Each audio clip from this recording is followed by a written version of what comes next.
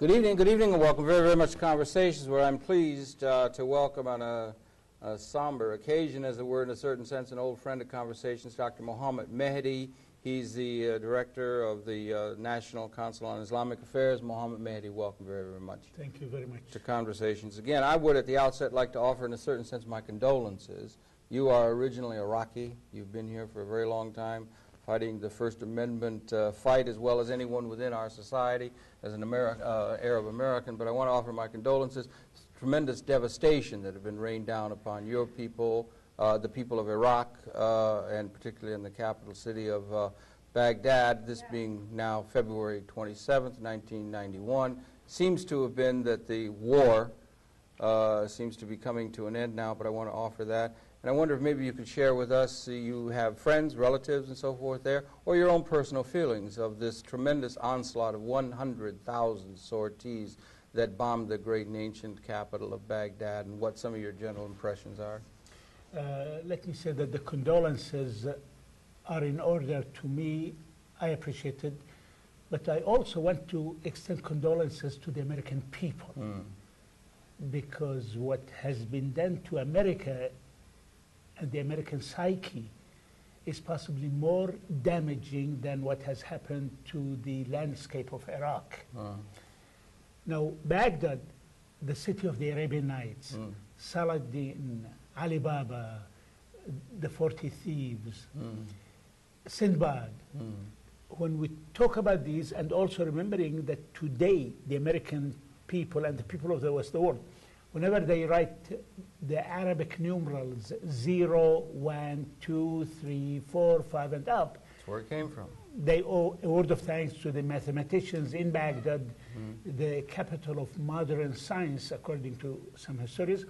Now, this beautiful cradle of a human civilization is being devastated by the latest, most modern civilized nation of the world, America, using the height of modern know-how and high-tech to devastate the cradle of human civilization.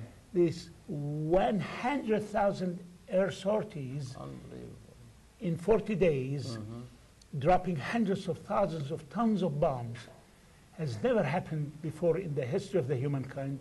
It is unbelievable. It is crazy. It is barbarian. And yet, it is done by America in the 20th century against a third world country of a 10th-rate level of development and progress. Yeah, it must make one wonder when they tried to make comparisons of Hitler or something of that sort of thing to Mr. Saddam Hussein. It should be or even to say it was the fourth largest military. We should keep in mind that it really was oncoming, as it were, trying to develop, but a third world a country of the third world, and it was the greatest power in the world that was allied against that. It never was a real war. It was a slaughter from the beginning.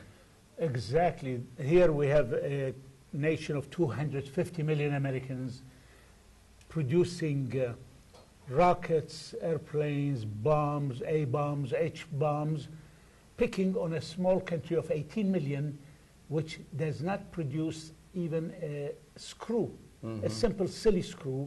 They have to import it. Yeah.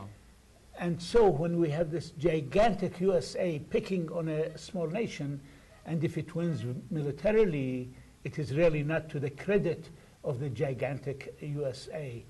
I remember during the Vietnam War, Senator Fulbright used to say, hey, why don't we pick on someone our size?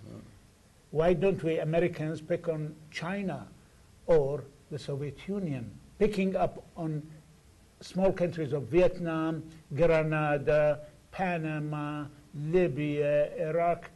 Wow, how brilliantly powerful, courageous we the Americans are.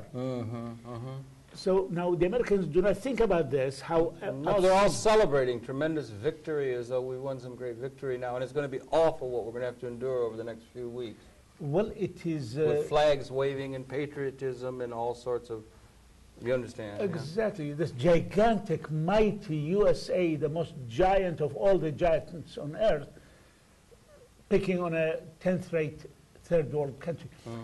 Some of the lies in this, when it was stated and circulated in American press that Iraq had the fourth largest army. What a lie. It started by the Israeli propagandists, then picked up by the Pentagon and the sensational-oriented American news media. Fourth largest army in the world. What a lie. Let's say US is the first, the Soviets second, China the third, Britain the fourth, India, Israel, France, Brazil. So really, Iraq may be number 10, number 12. Now, in their fight against Iran, it was a strong army to third world country of that size, so they can fight it. But when Iraq of 18 million is compared with this most giant of all the giants on earth, it is not to the credit of the giant to win that war. They say the fourth largest. The United States has had 100,000 air attacks on that poor, tortured country. If Iraq really did have a meaningful army, at least they would have shot 20,000 of these American airplanes. There was never a contest militarily from the beginning. From the beginning. All that they shot down is 12, 18, 28 American airplanes. And if they were really a meaningful army, they would have shot 20,000, 30,000 American armies. Well, yeah, like in the Second War. Remember, there was a real battle. There was a real, equity or parity of the forces. There was a real fight, but this never was right from the very, very beginning. So the Americans shouldn't be really proud that they were able to pick on a third world, 10th-rate country. Well, there is, of course, you see this big wave of patriotism. There's been a tremendous rush of patriotic control of the media, censorship of the media, and this whole campaign of installing the sense of patriotism that at least we're going to finally win something, as it were, in a certain sense. It might be the degree of reaction, of favorable reaction, might be a degree of a sense of generalized alienation there might have been in the general society that wanted something that they could win, and as you said earlier,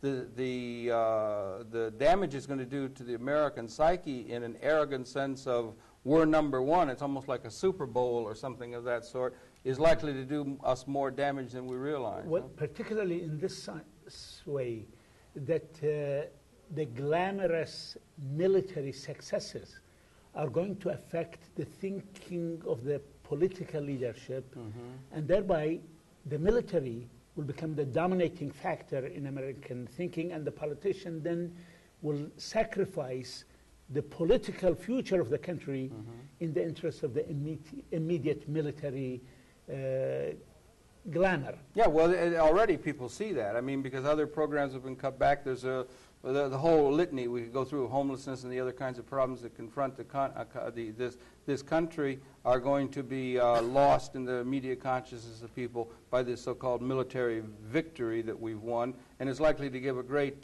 benefit to military contracts and so forth, so that the economy will continue to function in service to the military-industrial complex that more or less runs things now, right? Exactly. It's just going to make them more arrogant in that thing. More arrogant, but also more devastating to America's political future in the Arab world, in the Muslim world, in the third world, because this great success to the Americans is seen by the people of the Arab world, Asia, Africa, the third world, really as a big bully picking on a little guy. I don't see how it can be seen any other way in the long term, even though we have not seen that reaction in our media. And when they see that 100,000 air attacks, this is barbarian.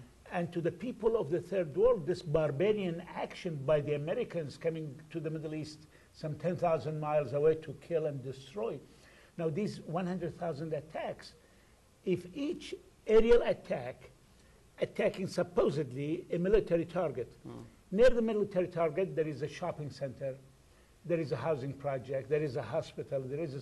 If each military attack, aerial attack, kills one person, civilian, it is already 100,000 civilians killed by the Americans. Yeah, the devastation hasn't been, the devastation of the human loss and the suffering really hasn't been weighed at that end. And it's sad in a certain sense that they're able to talk, and it's sad that Americans or others of the coalition forces that fought with them lost lives. There was loss, that's too bad to say. But the really damaging thing is that there was so lack of a sense of empathetic understanding of the suffering of the Iraqi people that was being rained down. It's a heavy psychological burden that's going to be eventually come as these things become clear, I think, don't you? I don't know, maybe perhaps not. No, We'll I have become hopes so that hardened, you know. At present, the Americans look at this horror, this genocide, as if it is a Great science, victory. science fiction. Oh, yeah. They read it on television, they see it, and they're excited how their high-tech gadgets destroyed this building and went through this window and came out of that one. Excitement. And they really do not consider the human lives are devastating in the process, the terror they are bringing to the country. And what this means, ultimately, the Americans are really desensitized. Yeah. Their sensibility, their sensitivity as human beings is being lost. And, you know, the usual talk that during a war, the first victim is the freedom of the press. And we have hundreds of examples of how freedom of press is, but we have the second victim, and that is the civility of the American people. Yeah. They see this horror, this barbarian act, and they applaud it. Yeah. What happened to the civility of the people in this country? What happened to their sensitivity, their humanitarianism? That is really the victim of the war, and that is possibly more devastating to the psyche of the American people than the damage inflicted on the landscape of Iraq. Yeah, it may be that they, you know, one hopes, right? Things go and ebb and flow and so forth. There will be this euphoria and that sort of thing that's going to accomplish this so-called victory. But one would hope that they would be able to, these other things would begin to do. But some might say that they've made it very, very clear now that the United States of America, we're no longer in a bipolar world, we're no longer in a world where there's any effective challenge to the hegemonic claim, certainly of the First World, and in a military sense, of the United States as the superpower that would send a message perhaps not only to Iraq, but to any other nation or leader in the world who might deign or dare to in any way challenge the hegemonic power and overwhelming power of this great Rome or this great hegemonic ruler of the world, which in a military sense the United States now sees itself as number one. Do you understand? When Bush comes out of the White House for a press conference, rejecting in 2 minutes the offers of Saddam for peace. And Bush has rejected it again and again. This is not good enough. We don't accept it. This doesn't meet our standards. Bush acts as if he's the Lord of the universe. Yeah, well, yeah. That he's a semi-god, and whatever he says goes. And that is regretfully the case in the good old days. Of colonialism, right? Of colonialism or the Cold War period. Yeah. At least there was a check and balance. Yeah.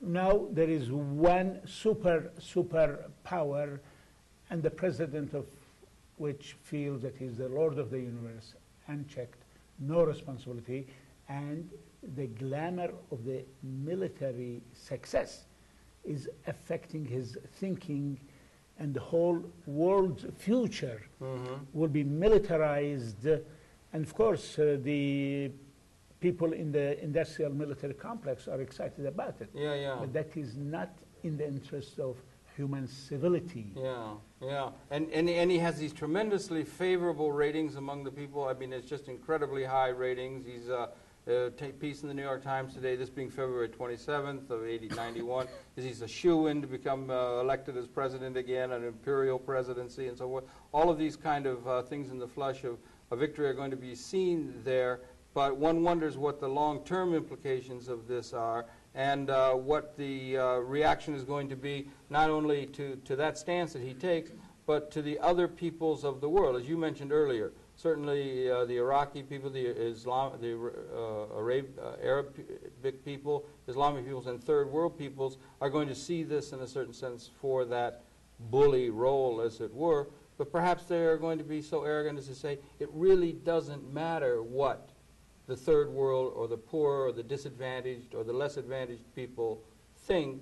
We are by fiat going to be able to establish whatever it is that we want to do. And if the Americans... I mean, the leadership of this country would be able to do that with the backing and the cheering of the American people themselves to do that. Do you understand? It doesn't matter because they don't really have a policy that relates to the needs of the underclass people, or the underclass, that's the right term, third world peoples around the world. They don't even have one that relates to the needs of the people within their own society, so that their hearts are hardened to anything that can deal with the needs or plight of less advantaged human beings, as it were. Exactly. And that can become reified.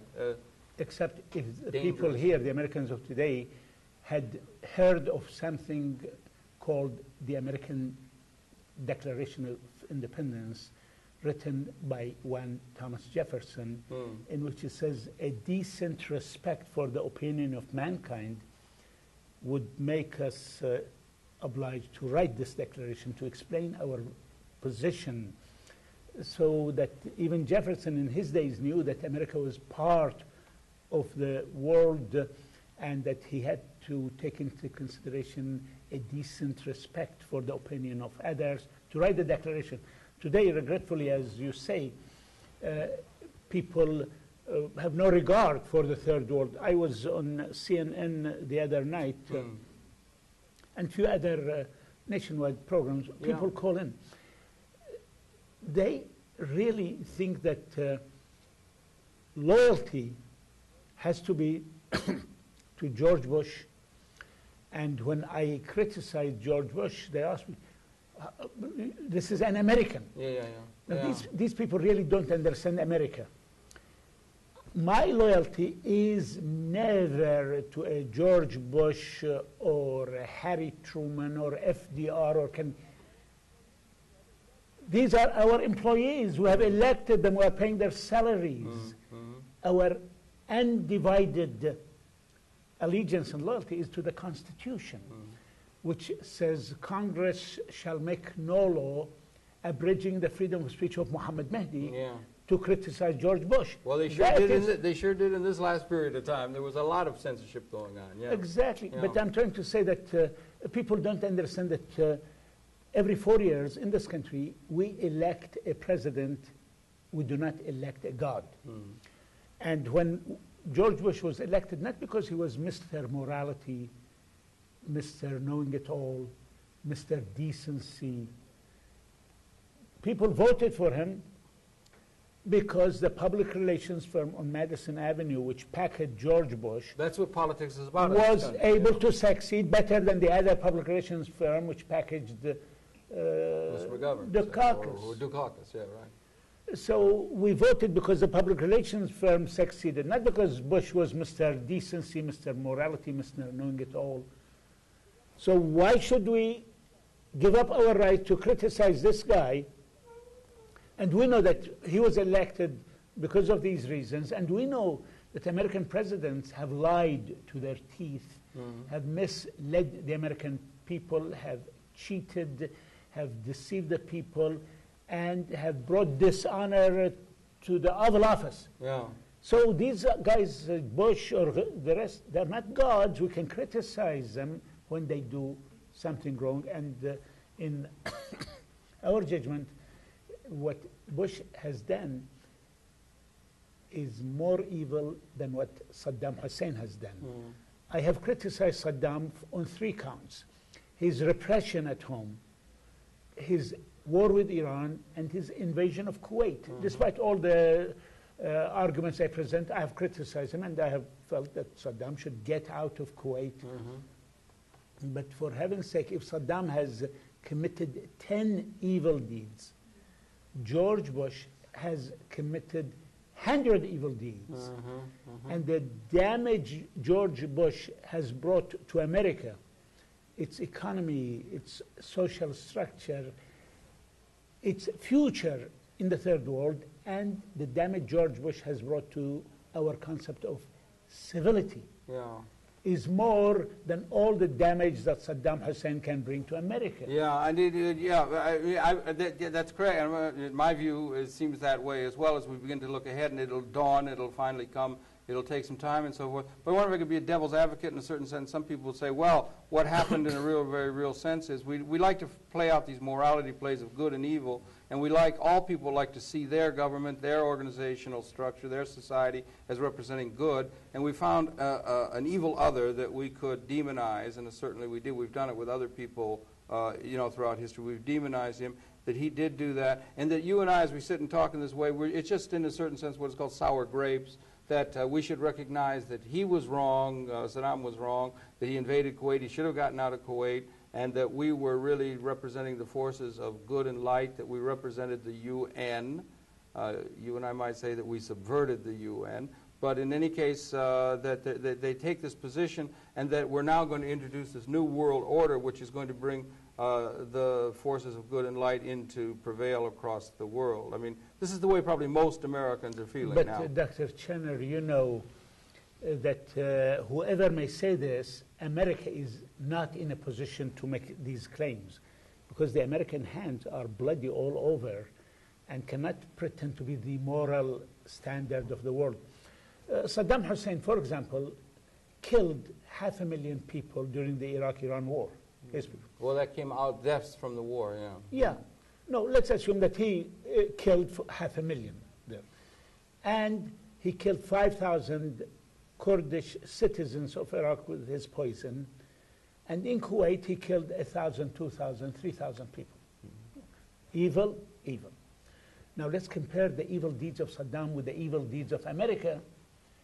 America in Vietnam lost 56,000 veterans, Americans, who were there not on a picnic. They were in Vietnam to kill, and they killed 2.5 million human beings in Vietnam. It was a horror. Napalm, and the whole thing. Yeah, right. 1 million Vietnamese, as of now, are maimed and missing. That's right. So if Saddam killed 500,000, Americans killed 2.5 million. If Saddam poisoned 5,000, America, through the Agent Orange, on the Vietnamese, killing them God knows how many hundreds of thousands, so bad that it affected even the American war veterans themselves, That's the right. GIs. That's right. And today we have 100,000 Americans affected by this Agent Orange. It was chemical warfare. Yeah. So when Americans act so self-righteous, talking about Saddam being the bad boy, it is like the pot calling the kettle black. Yeah. Now, of course, there should be a new world order, but not, for heaven's sake, in the image of this George Bush of Texas. It should be in the image of the United Nations. And then it would be meaningful. Presently, in the image of a George Bush, if it is a world order, people of Asia and Africa say, for heaven's sake, heaven help us. Keep us out, include us out. We don't want that kind of world order, because if that means another American hegemony, devastation of Iraq or any other place, they say that is a continuation of the traditional Western colonialism, which they just recently got rid of. See, who are the friends of America in this so-called alliance? There is the United States, Western European colonial powers, Britain, France, Italy, then a few Middle Eastern dictatorial regimes, Assad of Syria, Mubarak of Egypt, and then a few monarchies, medieval monarchies in the Gulf, Saudi Arabia and the rest of it. So this bunch of anti-democratic spirit fighting another petty dictator, Saddam. But this is not to the credit of America. It's a crazy, mixed up people fighting another crazy, mixed up person. I stated it at the beginning of the tragedy on NBC, I believe, that we are caught between a madman in Baghdad, Iraq, and the madman in Washington, D.C., and regretfully, our madman in Washington, D.C., is a greater threat to America's future than the madman in Baghdad could ever be. It does, indeed, because for one thing, the tremendous power that the United States ought to really carry a sense of responsibility along with it and so forth, and you don't act like a barroom brawler. And the easy talk of utilization of atomic weaponry, either by Israel, it was announced by top policy level people in Israel, and by even by the President of the United States, about the eventuality or the possible use of atomic energy, in a sense bringing into play the fact that military power, even to that limit, is going to be discussed or brought into consideration, was really sort of, in a sense, going beyond an irresponsibility that was very worrisome. You know. Well, one of the excuses the apologists for the war offer, they say, if we hadn't taken the action, Iraq might have atomic bomb. Now, we've got 30,000 or something like that. Yeah? Israel has 200 atomic warheads. But the scientists... And said they would think and contemplate to use them. At our top level, at presidential level, said they would think to use tactical nuclear weapons, and it made my blood run cold. And Iraq may be able to develop a crude bomb at best within 5 years, according to the scientists of the International Atomic Energy. So if we are having one decent standard of policy condemning all evil deeds, let's condemn Iraq's potential atomic bomb, but let's also condemn Israel's 200 bombs. And when peace comes, let's try to prevent Iraq from its atomic bomb to be developed, neutralize Israel, and its 200 atomic bombs should be out. India should have no atomic bomb, Pakistan, South Africa. But just to pick on Iraq... Well, yeah, if I may, it brings into question the fact that they're so openly going to use as a political equation, or in the political equation, and state that military power is the way in which international affairs are going to be settled. If they give a possible Arab solution 2 brief days before they come with massive might, if they come with 500,000 troops and 100,000 sorties, if they say they're going to use atomic weapons, and make it perfectly clear that which rules in this world is not reason, is not diplomacy, is not a discussion among reasonable men, but military might and military power alone, they set an example that any other country in the world is going to find it very difficult to try and move to another level of deciding how the world is going to operate by the example that they set. It's an example that is a very devastating one to the process of peace based on something other than might through strength. And I'm not sure that necessarily is helped by the fact that we happen to be the biggest guy, the biggest bully on the block. If you understand what I'm saying. Exactly. Yeah. And that is so unfortunate, because we had an opportunity as members of the humankind, had an opportunity to see how peacefully a problem could be resolved.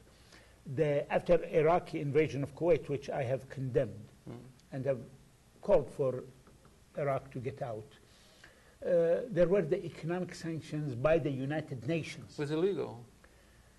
Well, I mean, go ahead. I mean, are enforcing them before. Yeah, but it was a UN function, it was a peaceful function, and if it had been left to its own devices, possibly would have pressured Iraq to peacefully resolve the conflict and get out of Kuwait. Yeah, I'm sorry, I didn't mean to interrupt you there. I said the blockade that was established before the UN sanctions had been voted was an illegal act on the part of the United States and international law. The sanctions were something that could have been done to bring pressure. Yeah, exactly. Sorry, yeah. Brought pressure and peacefully brought about the peaceful collapse of the Iraqi regime and peaceful withdrawal from Kuwait. Yeah. But Bush jumped the gun, not giving that peaceful possibility the opportunity to work or not to work. So we do not know that there was the possibility of this peaceful device to work. Yeah, well, if you are the biggest guy in the block and you believe in that kind of thing, and peace through strength seemed in the minds of people who think that way to have worked in the case of our face down of the Soviet Union. They will argue that it's because of our military ability that this worked in terms of the Soviet Union. The current government, Likud, and even they've got even more right-wing people within that government there, feel that they can win their what they see as just demands through strength, through overwhelming strength. And so forth. And the United States takes that position in terms of the broader world. That's a dangerous process in terms of other processes by which the United Nations, in a certain sense, was subverted from its role of trying to save mankind from the scourge of war, because to become a handmaiden of a war-making machine, which was done with the machination, clever, Machiavellian, clever, on the part of the United States administration. Exactly, with the result that today the United Nations is really an agency of the United States. It's certainly seen that way by many, yeah, right, yeah. Now, why did George Bush jump the gun? Why didn't he give the sanctions, the embargo, sufficient time, 6 more months, 8 more months, 9 more months? As so many of our senators and ex-State Defense Department people felt and so forth. Exactly. Yeah. Give it the possibility, the chance to see how it would succeed. Well, Bush has been under the pressure of the industrial military complex. We've had here this huge military establishment, idle since Vietnam, and has been itching for action. That's right. So here is an opportunity. Then there was the SNL crisis, and I recall, which is still with us. Which is still with us. But diverting the attention from it, people don't see it now. It provided Bush with an opportunity, at least Neil Bush isn't included. And then we have coined the causes of the issue to be oil, O-I-L. O standing for oil. Yeah. I standing for Israel, and L standing for lunacy.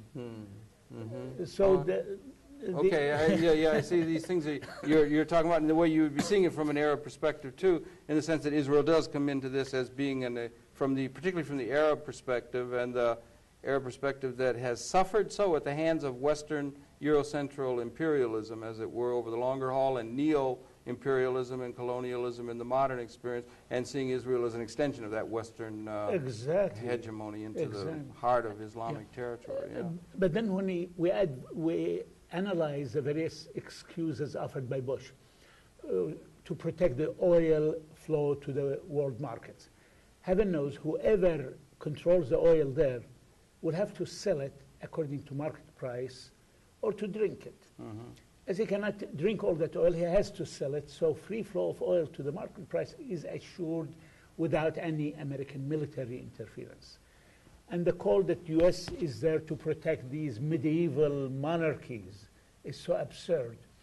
From the Arab viewpoint, the real purpose of American troops there stems from a fear that there might arise a strong Arab power which would challenge Israeli expansionism. Yeah, well, certainly the Israelis were warning for a long time about the power of Iraq, and it was certainly Israel that was urging that there be a military confrontation of Iraq from a long time ago, because they saw it as a threat militarily. Exactly, and in this country, every pro-Israeli politician has been urging for war, more war.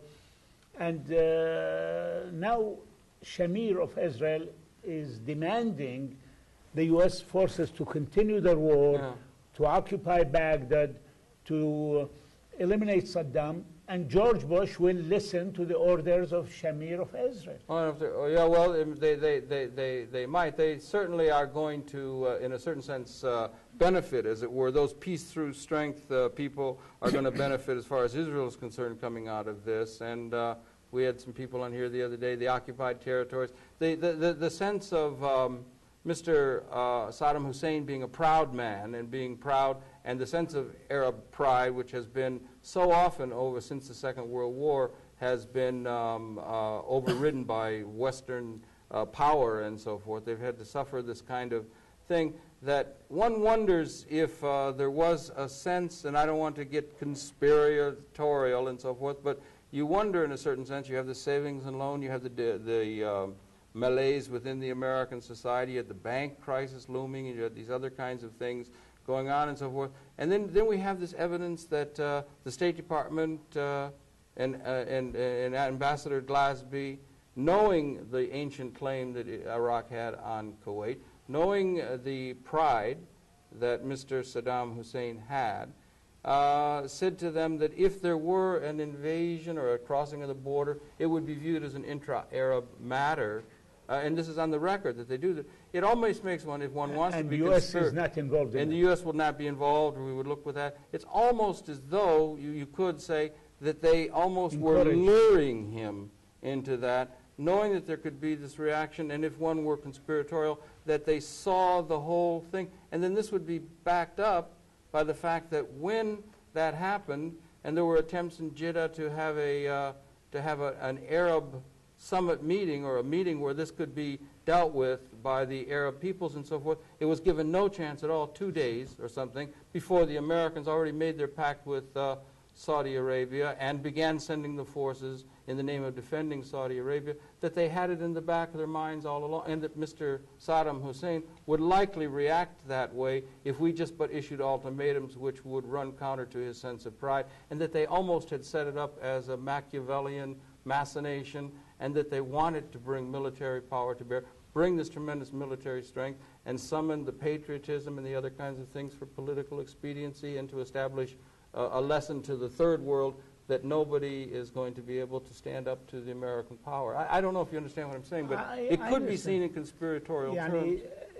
Those who have the conspiratorial theory can make really a very argument on the basis of what you presented. There is one missing item. Because it was so one-sided, obviously, in military terms. Exactly. Right. Yeah, go ahead. That if this Saddam disappears, there will be a second Saddam, a third Saddam, a 10th Saddam. Saddam is the reflection of the frustration of the people, the demands of the people to be treated equally with other nations, demanding one standard of foreign policy by the U.S. Not that the U.S. pushes for the implementation of UN resolutions against Saddam in Kuwait and neglects the implementation of UN resolutions in Palestine against Israel. Well, that's something that really should be brought up. Yeah. So the people there find the double standard morality of the USA despicable. This big, giant country stands in the name of morality and all that baloney, yet neglects to implement the UN resolutions in Palestine and only pushes. Evidently, there are good aggressors and bad aggressors. Well, yeah, right. That makes one wonder. I mean, justice. You have peace. You have an international organization that would serve the interests only of the superpower. I mean, we should maybe change the Security Council from there being 5 vetoes to only 1 veto, the United States, and then anything that would be equally good. Then it would be about appropriate to the way the United States sees it, and then have anything that the United States does, could be voted by the peoples of the world, would make no difference, because they're establishing a world where might makes right, and we have the might, and they want to make, perhaps they want to make that point in order to beat it into the minds of the people of the world that they are, by God, going to come around to recognize. Do it the U.S. way. Do it U.S. way, or you're going to really pay the consequence. And anybody stands up to that is going to be up against this tremendous 100,000 sortie attack. Do you understand what I'm saying? It's like colonialism in a classical sense. In the ugliest form of it. But I have the good news that the people of the world will not accept this attitude. And even as of today, even though the news media, American news media, has not related the full story to the American people, there have been demonstrations, attacks on American embassies, American establishments in Jakarta, Indonesia, Kuala Lumpur, Malaysia, in Harare, Zimbabwe, in Nigeria, all reaction against America's barbarian action. Because people there are sensitive. So who are these crazy guys coming from 10,000 miles away to kill and destroy the cradle of human civilization? Yeah, that will be the lesson that will be remembered. I mean, from and the future historians, when they write the story of this ugly period, the most advanced civilized nation in the world, destroying the cradle of human civilization. What a tragic situation we are in. Mm-hmm. Of course, personally, I feel emotionally torn.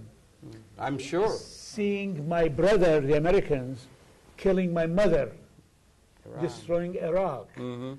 And this is the feeling of millions of people who are not U.S. citizens as I am, but had a high admiration for America for some reason or another, and finding this America that they had admired is as barbarian in its behavior towards third world countries. Let Americans, if they are really great, pick a fight with Russia. Or why don't, yeah, well, that's what I said, that would be a real war if they're going to do that thing. Or if they're really great, why don't they really do something which brings vaccinations to all the children in Africa that are dying for lack of it, or to do something worthwhile, or provide a policy or a view of a new world order that did have within it the elements of bringing about or of encouraging or working, which would bring about a just, elementally just new world order, rather than one which is a Pax Romana or Pax Americana, which is only based upon might makes right and is meant to intimidate those who might stand up to the power. This is the way it's going to be seen by so many people within the world, and people in the United States who feel this great sense of victory are going to wonder why there is so much anti-American feeling that's likely to be felt around, certainly in the Arabic world, at the mass level, and even among intellectuals and so forth. Of course. Even in those countries that join the coalition, there will be opposition. The people are against their The people are going to be against that. And then in the Muslim world, the broader Muslim world, and in the third world, of course, they might just say the people who run the United States doesn't care that much about the disadvantage within their own midst, and they really don't care about the third world, and they don't matter as long as they've got this great might and power, you know. Dr. Chenner, you are such a humanist concerning with vaccine for the third world children. USA, if they have any decent concern, they would try to fight homelessness in and around Grand Central Station in New York. Yeah. Hunger in America. The vaccine and vaccination is needed in this country. Forget about Africa, forget about Asia. Yeah. If Bush is so much concerned about the human rights of the people of Kuwait, so that he sends 600,000 soldiers to the area, let him have a measure of decency and human concern for the homeless Americans, several million of them, hungry Americans, Yeah.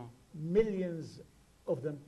This double standard may be accepted by the naive Americans, but the people of the third world are sharper, and they see the double talk, that it is not the human rights of the people of Kuwait as much as the broad goals of American policy to have hegemony on the Arab world, to weaken the Arab power, to protect Israel. Now, Israel during these days engaged in restraining itself from attacking. It was in their very interest to do that. Yeah. Exactly. If they attack, they might get some of their airplanes shot down, get a bloody nose, and then they drop, say, 500 tons of bombs. Compared with the hundreds of thousands of tons dropped on by America, They drop in the ocean. would have been nothing. Yeah. And then Israel restrained itself because the Americans are doing the dirty work for them. Well, yeah, this is fighting a war that they wanted to see fought, certainly. Exactly. And Yeah. then for this restraint, the Israelis have done favor to America. They're going to come after us for $13 billion. Exactly. Amazing, yeah. And that on top of the $4 billion that we give to them every year and so forth, and they're going to, for somehow, we're going to be aligned with that, and that's just going to create increased frustration. And again, that will create increased frustration among the Arab masses, certainly, and among the Arab peoples, although Bush has done, in a certain sense, at a Machiavellian sense, did what would be, in a certain sense, a masterful job of dividing the Arab world. One wonders whether the Arab world or the sense of Arab unity is ever going to be able to recover, whether there would be a sense of Arab unity now that he's taken Egypt and Mubarak and he's taken Saudi Arabia and so forth, and divided it up. So it wonders what's the future of the possibility of Arab unity is. I will not be astonished if within 6 months from now, there are revolts in Egypt, disposing with Mubarak and sending him where Sadat went, and in Syria, a revolt against Assad, throwing him out of the picture. Why would there be that in victory? They've apparently joined with the colonial power. With the colonial powers, right. They become lackeys of the Western colonial powers and join with that.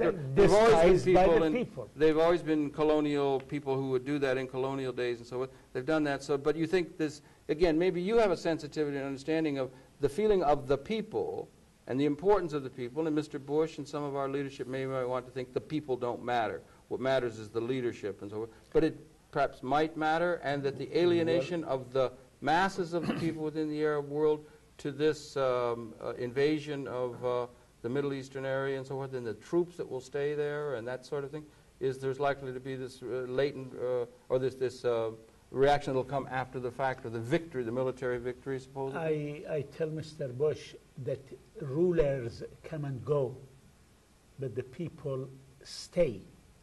So the people of Egypt will render their verdict against Mubarak, who has betrayed Egypt. The people of Syria, not because out of love for Saddam Hussein. Yeah. Saddam is a tyrant, and his invasion of Kuwait despicable. He should be out. But people support Iraq when it is being attacked by these barbarians, Western barbarians. Yeah, this is unprecedented, this application of power. 100,000 air attacks, my God, the barbarians never did this. Even the British never got that bad. Yet this most civilized of all nations. Now, President Bush doesn't know the simple fact that it is easy to get into a hole, it is difficult to get out of it. So the U.S. now is in Iraq. I predict that the U.S. will get out of Iraq by the year 2030, 2040. You mean the U.S. in the sense of an occupying force or something, or what do you mean? Hundreds of different problems that it will have as an occupying force, as a hegemony force. You know, U.S. went to Korea in 1951. 40 years later, the United States is still in Korea. That's right. U.S. went to Western Europe during the Second World War. So far, the United States is in Western Europe. So to get into the hole is simple. To get out of it will take more time. And of course, that means United States may occupy Iraq, establish a puppet government supported by American forces. Do you think this is going to happen? Huh? Well, that is what the Israelis want, and that is what George Bush will fulfill. What about all these countries, Saudi Arabia and so forth, that have withstood the desire on the part of the United States to have bases and troops stationed in Saudi Arabia or in the Persian Gulf area over the years? That was a thing that was forbidden just out of hand and so forth, and yet they seem to, in this expedient sense, going along with it. We're going to keep a military force there, and it's going to be shoved down the throat of those people who had rejected it previously. And what is the likely, what do you think? We're going to keep a military force in the Persian Gulf? Where will it be based and that kind of thing? In the name of mutual security, Bush will convince the kings and queens that in the name of... Mostly kings. Yeah, mutual security, that American troops will stay there, bases here, bases there. And Saudi Arabia, which has invited American troops there, has violated Islam and American constitutional law, and Bush has consented to. You know, the Saudi Arabians do not permit the Christian chaplains or the Jewish rabbi chaplains to wear their religious signs, which is a violation of Islam. Islam believes, you believe in Judaism, in Christianity, you have the right to practice your religion. Saudi Arabia tells them no, and Bush consents to this ugly demand of Saudi Arabia and denies the American chaplains to wear their crosses and the Jewish chaplains to have their Star of David.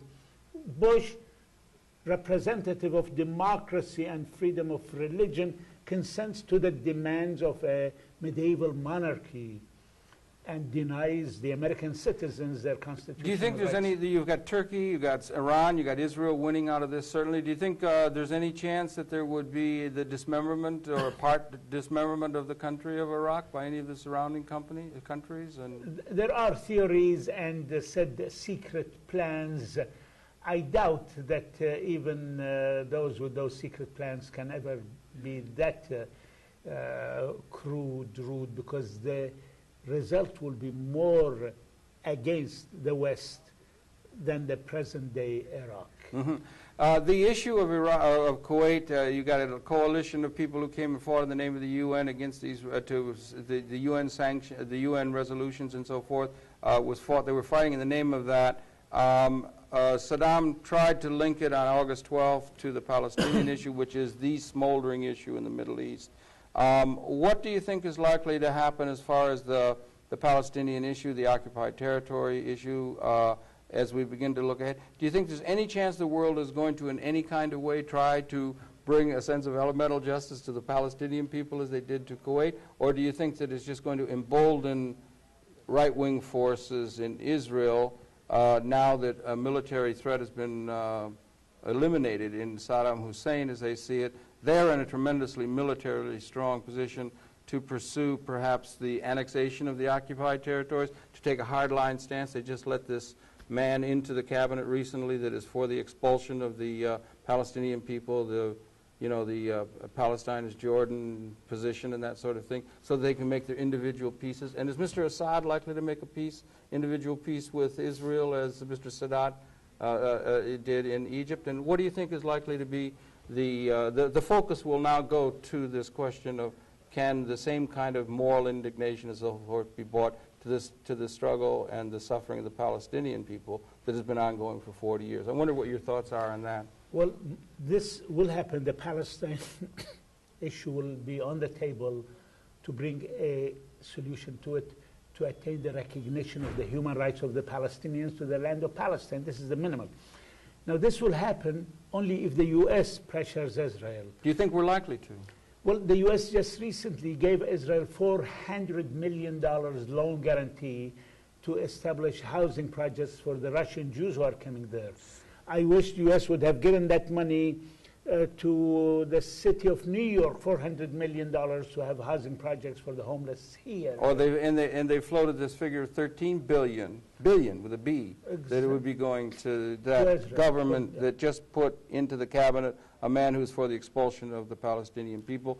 Yasser Arafat has lost face, supposedly, by having supported him, and the country of Jordan has. So I wonder what my hope, if there has to be any change in U.S. policy, that depends on the sensitivity of the American people, their sense of decency. I regret to say that I have been disillusioned with the American people. My faith in them, which was so strong. You may know that in 1960, William Lederer and Eugene Burdick wrote a book about the Americans, calling them a nation of sheep, and discussed the ugly American. I took issue with Lederer and Burdick and said, no, America is not a nation of sheep. It is a nation of lions, chained. I regret to say that I have to eat my words with the people, 80% of them following the dictates of this man in Washington.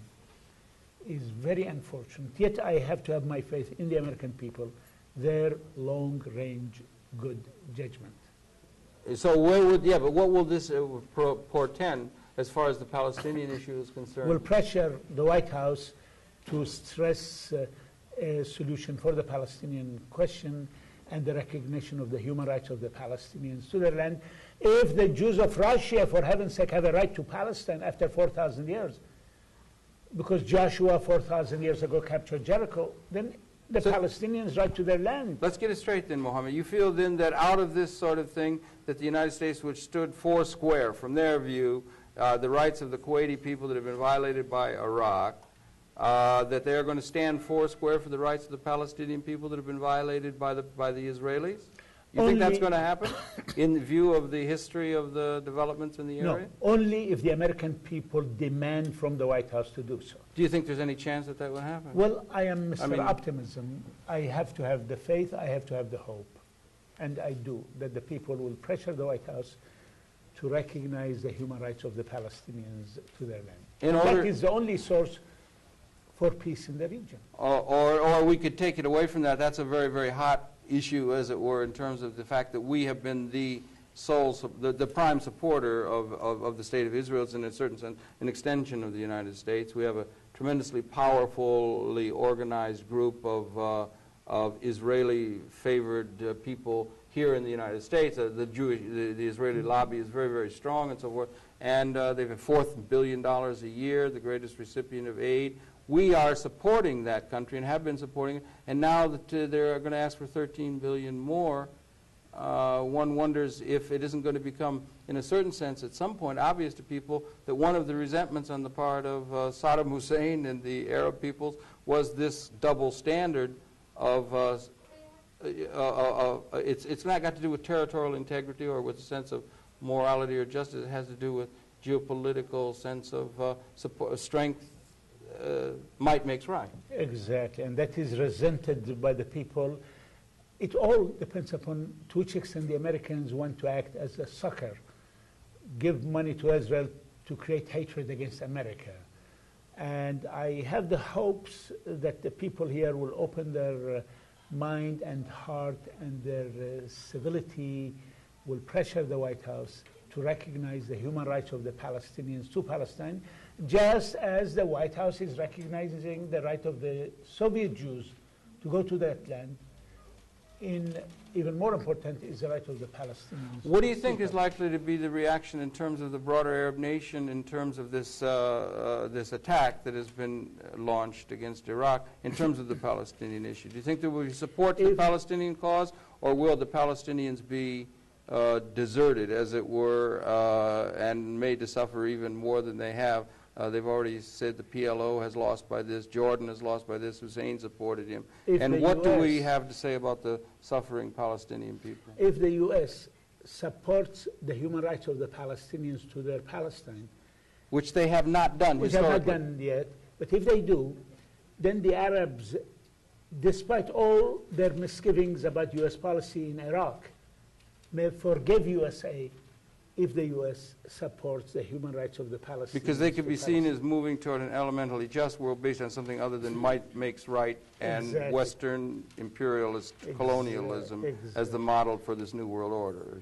So that would move front and center. It'll be interesting to see what kind of pattern emerges out of UN discussions and other discussions and the attitude that the United States takes in this.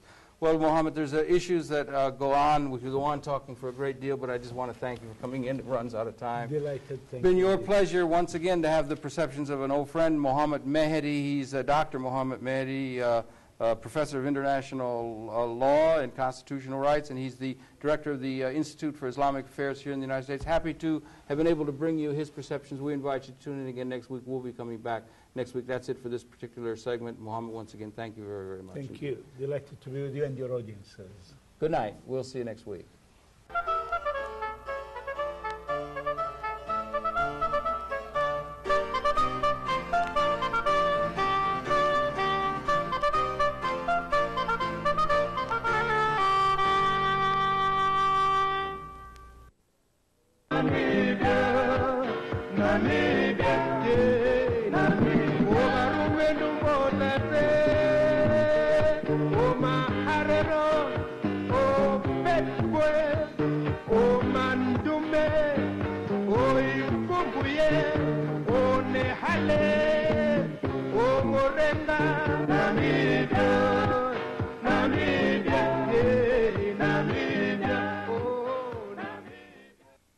This may be the best-kept secret in the world, the Universal Declaration of Human Rights.